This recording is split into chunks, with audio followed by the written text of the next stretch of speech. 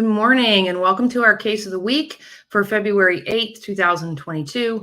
My name is Kelly Twigger. I am the CEO and founder of eDiscovery Assistant and the principal at ESI Attorneys. I'm so happy to be here with you today. Thanks so much for joining me.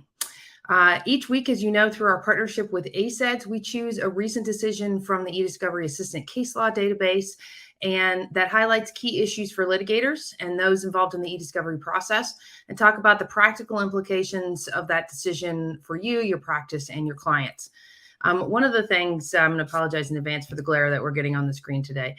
It's very sunny here in Boulder, so that's a good thing. One of the things to think about here is we've been having a lot of discussions lately in the eDiscovery space about whether eDiscovery is just for eDiscovery practitioners or whether it's really for all litigators. And I would advocate that it is really for all litigators, especially the things we're going to talk about today with regard to attorney-client privilege and those implications that need to be thought about at the beginning of a case. I think it's pretty accurate to say that not most litigation teams aren't sitting down with a discovery counsel to help them wade through issues at the beginning of a case. And I would advocate that you should be, but that you're going to see here with the discussion we have today on attorney-client privilege, that it's really important to be thinking about these issues and how they're going to play out in the litigation at the very outset. So there's our first tip that we always talk about: plan early. So our decision today is one of the decisions in the Diamond Resorts U.S. collection development versus U.S. consumer attorneys. This is a decision from the Southern District of Florida. Judge Bruce Reinhart is a magistrate judge down in the Southern District of Florida who authored this decision. It is from September 14th of 2021, so just a few months ago. You can see, as always, the public link to the decision on whatever page you're viewing us on, whether that's YouTube, Twitter, Facebook, or LinkedIn. You can also use the links there to sign up for a demo of eDiscovery Assistant if you're interested in looking at the database. And you can also get a link to the 2020 annual case law report. We're currently working on the 2021 case law report with Doug Austin at eDiscovery today, and that will be available in early March. We were talking about February, but we're really looking more at early March given the run-up to legal week and other things that are happening in the industry. Issues for today's decision. As you know, we issue tag each of the decisions in eDiscovery Assistant. Our issues for this week include waiver, attorney work product, attorney-client privilege, privilege log, and clawback. There are 8 total decisions in the database from Judge Reinhart, so you can get a good sense of that the judge really understands the issues in eDiscovery and authors some pretty excellent decisions. And the reason that I chose this one today is because there's a great discussion of the elements of the attorney-client privilege and attorney work product, discussion of agency and when that applies to attorney-client privilege related issues, when waiver is appropriate, as well as clawback. So lots of good language here in this decision to be able to be utilized. And this is an issue of first impression in the 11th Circuit. So as the judge notes in the case, some of these issues that are presented today have not been resolved by the 11th Circuit. And so they look to other jurisdictions to be able to get guidance on those issues. All right, so let's talk about our decision in Diamond Resorts versus U.S. consumer attorneys. We are before the court on a motion to compel. The plaintiffs here operate timeshare properties. So they're owners of timeshare properties. And they have sued multiple defendants who are entities that assist consumers trying to get out of timeshare contracts. And they've sued them for unfair competition, false advertising, and trademark dilution under the Lanham Act, as well as unfair competition and tortious interference under Florida law. So that's really the table that's set here. And so let's kind of dive into the facts on the motion to compel. In response to a request for production, one of the defendants, DC Capital, asserted attorney-client privilege and work product privilege over account notes that it had made in a database that the court refers to as its CRM, which is a customer relationship management database. So if you're familiar with like Salesforce, that's probably the most well-known CRM application, but there are hundreds of different CRM applications. And the purpose of a CRM application is really to allow you to pull in all the information that you have on an existing client in order to have, a record of what the communications have been with that client, what you talked about, what the notes are from those discussions. And so that's typical of a CRM. There are some things here that make the use of that database for the law firm a little bit challenging in the attorney-client privilege analysis. So the plaintiff moved to compel following the objections and asked the court for an in-camera review of the notes.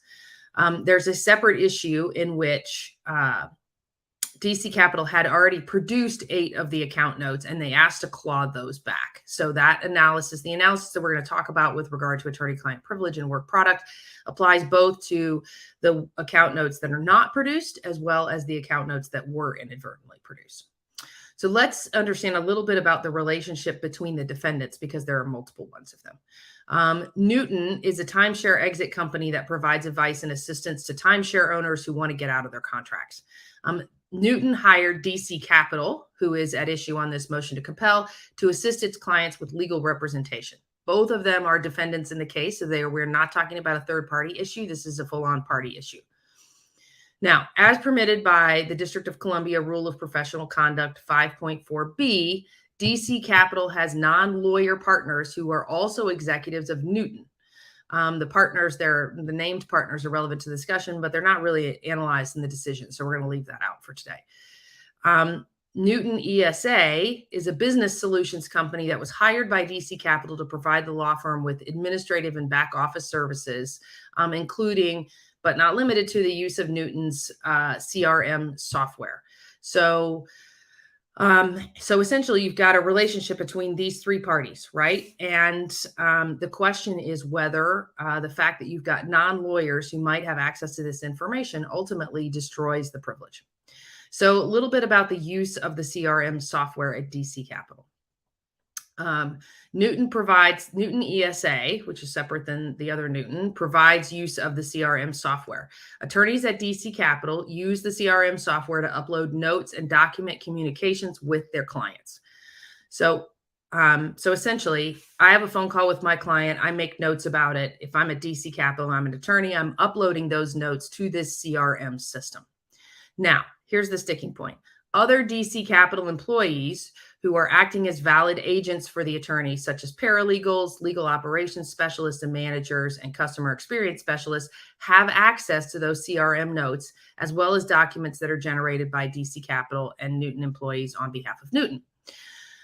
The non-lawyer partners at DC Capital also have access to the notes in the CRM, including those that are generated by the attorneys.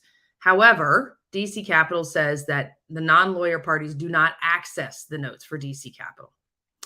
Newton ESA employees also have access to the CRM, but only to those notes that are generated by other Newton employees on behalf of Newton. They do not have access to notes generated by DC Capital employees or lawyers. So the agency relationship here is between whether or not the other DC Capital employees, those are considered employees of the law firm. And then you've got to deal with agency relationships with Newton and non-lawyer people. Okay, so the plaintiff argues here that the account notes are not protected by the attorney-client privilege because they are not actually the communication between the client and the lawyer. They also state that any existing attorney-client privilege was waived when DC Capital uploaded the notes to the CRM that are accessible to the non-lawyer partners, because that demonstrates that the notes were not, quote, intended to remain confidential. They also argue that the account notes are not work product because they were not prepared for the primary purpose of anticipated litigation. They contend that although some of the descriptions contain general references to litigation, that's insufficient to carry their burden of proof to show work product. The defendant argues on the motion to compel that the attorney-client privilege applies to the account notes because they are memorializations of the attorney-client communications. In support of that argument, DC Capital puts forth 3 non-11th Circuit cases. We're in the 11th Circuit in Florida. That establish the legal principle that account notes are privileged because to disclose them would, quote, necessarily reveal the legal advice given during those communications between attorney and client, close quote. DC Capital also points out that many of the account notes even contain direct copies of emails exchanged between the owner clients and their DC Capital attorneys.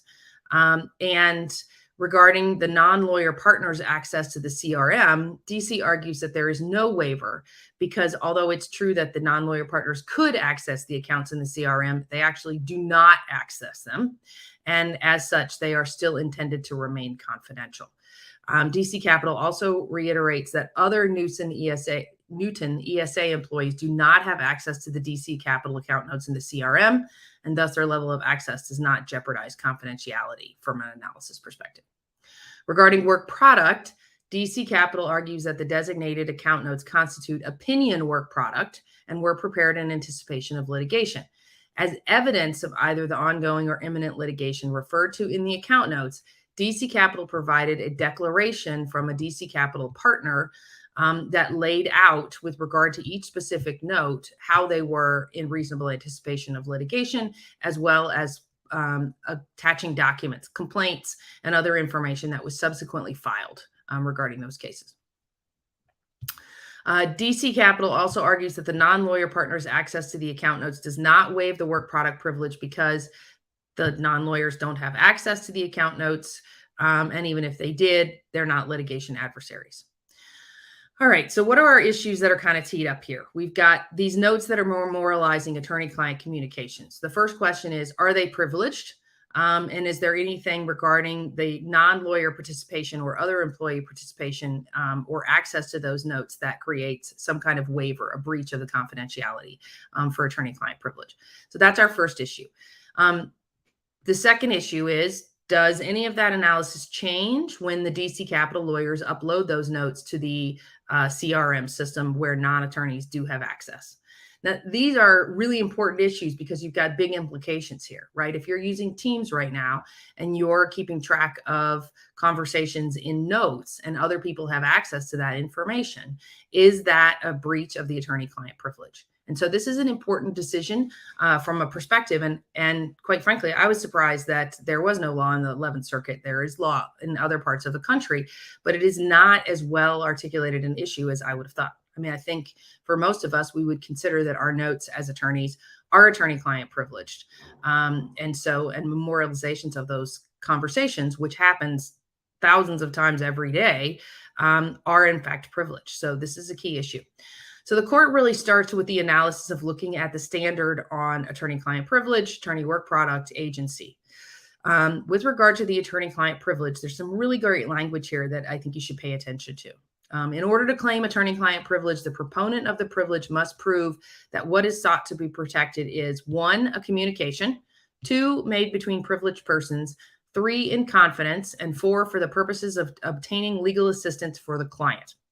Now, privileged persons include the client, the attorneys, and any of their agents that help facilitate attorney-client communications or legal representation.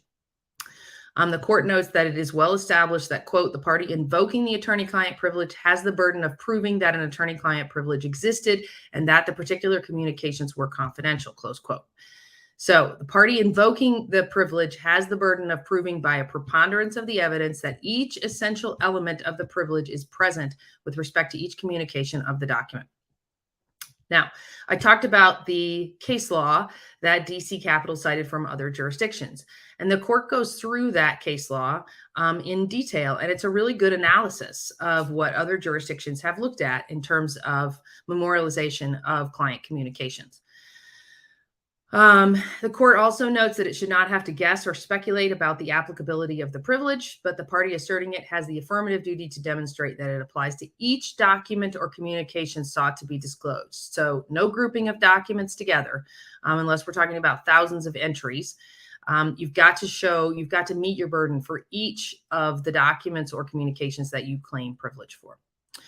The court also notes that requesting in-camera review of the allegedly privileged documents is appropriate, but it is not a substitute for a party's obligation to justify its withholding of the documents. So if you are challenged on your privilege documents, you can ask the court to conduct an in-camera review, but that does not alleviate you of your obligation to demonstrate that, in fact, the privilege should apply.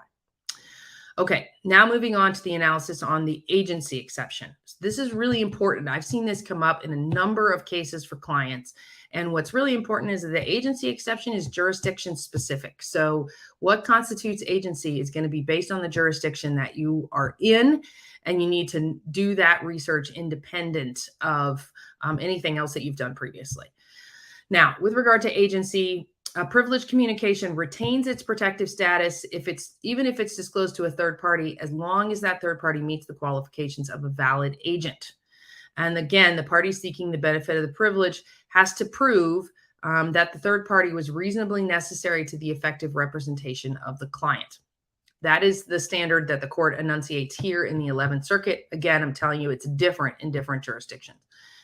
Since confidentiality is a requirement of the attorney-client privilege, no privilege attaches to a communication made in the presence of a third party, nor to an already privileged communication that is subsequently disclosed to a third party.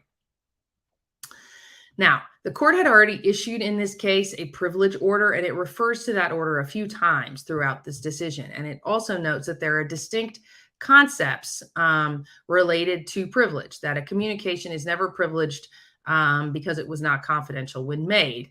In another example, a privileged communication might lose its status because it's disclosed to a third party. Only the disclosure to a third party that is not an agent constitutes a waiver, or involves a waiver, I should say. In the former case, where you've got a non-confidential communication, the privilege never applied, so it can't be waived, right? So you've got to have actual application of the doctrine in order for waiver to apply. Okay, so analysis of work product doctrine. Work product doctrine, attorney work product doctrine, to be protected as privilege is codified in Federal Rule Civil Procedure 26B3 regarding documents and tangible things. That rule says that ordinarily a party may not discover documents and tangible things that are prepared in anticipation of litigation or for trial by another party or its representative, including the other party's attorney, consultant, surety, indemnitor, insurer, or agent. And that's where we get the agency analysis. The work product doctrine protects from disclosure of documents and tangible things that are prepared in anticipation of litigation by or for a party, or by or for that party's attorney acting for the client. Now, as with the attorney-client privilege, the proponent of work product has the burden of proving that each document was prepared in anticipation of litigation. You can prove that by using affidavits or other evidence that demonstrate the underlying facts of the case to establish that primary purpose for work product. There are two different kinds of work product. There are fact work product and opinion work product. Fact work product can encompass factual material, including the result of a factual investigation, and is discoverable upon a showing of substantial need.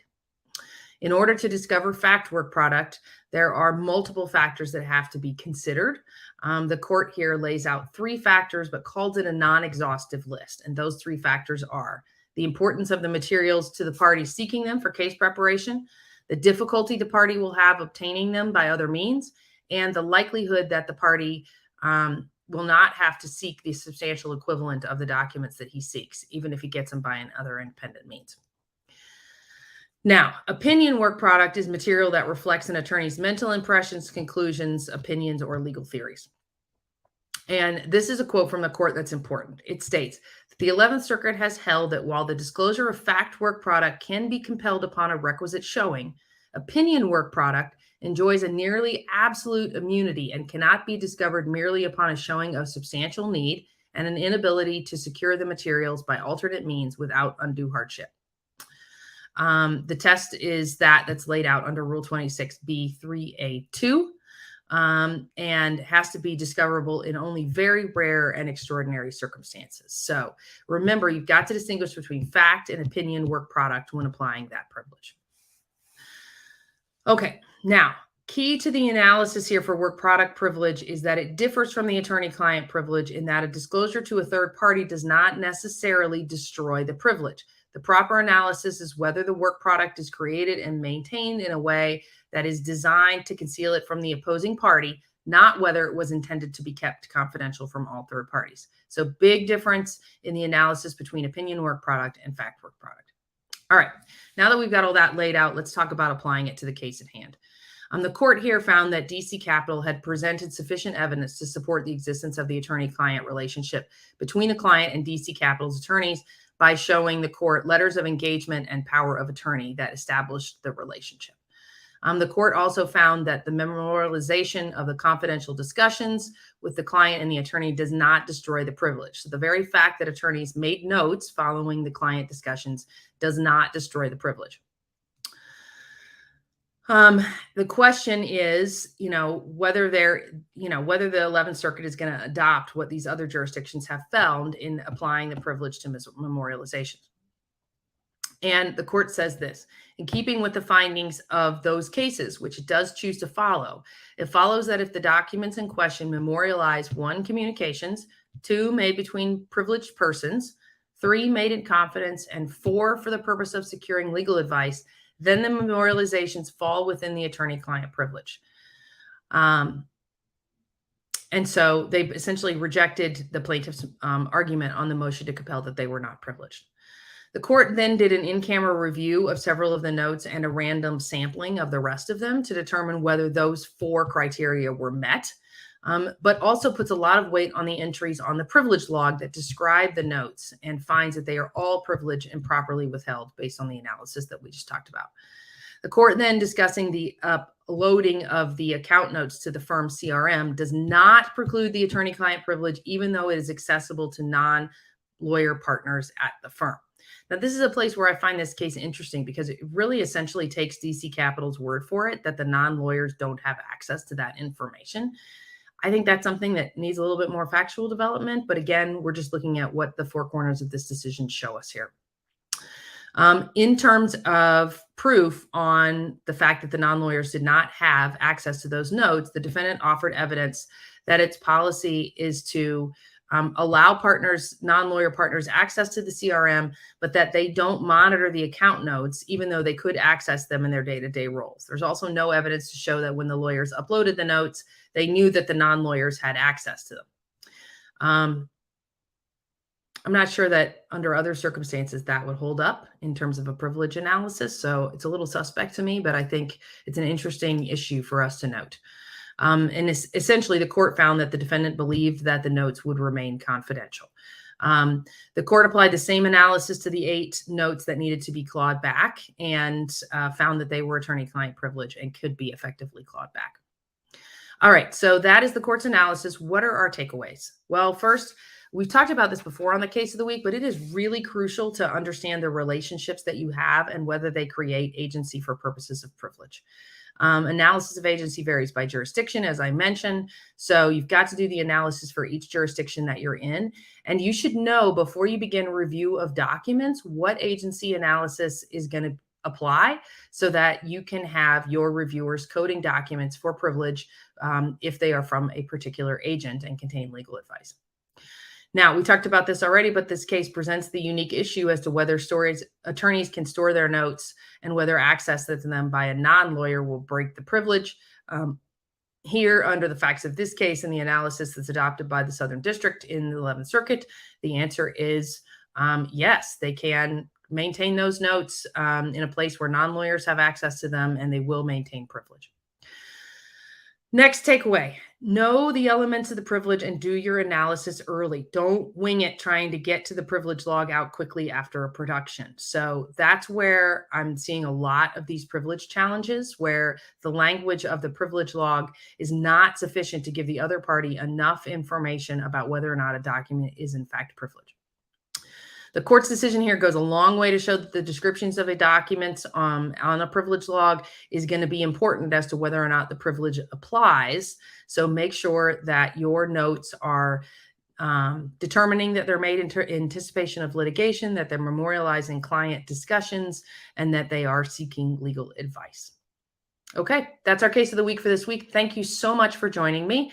We'll be back again next week with another decision from our eDiscovery Assistant database. If you are an 𝐒𝐨𝐧 member and interested in using eDiscovery Assistant, there is a discount available to current 𝐒𝐨𝐧 members as well as a free trial for those folks taking the exam. If you'll just reach out to our team at 𝐒𝐨𝐧@eDiscoveryassistant.com, somebody will be in touch to help you get set up. If you're interested in doing a free trial of our case law and resource database, but are not an 𝐒𝐨𝐧 member, please reach out to us at support@eDiscoveryAssistant.com and we'll get you started. Otherwise, you can also go to eDiscoveryAssistant.com in the upper right-hand corner and click on free trial to get started. Thanks so much. Stay safe and healthy out there. Have a great week. I'll see you next week.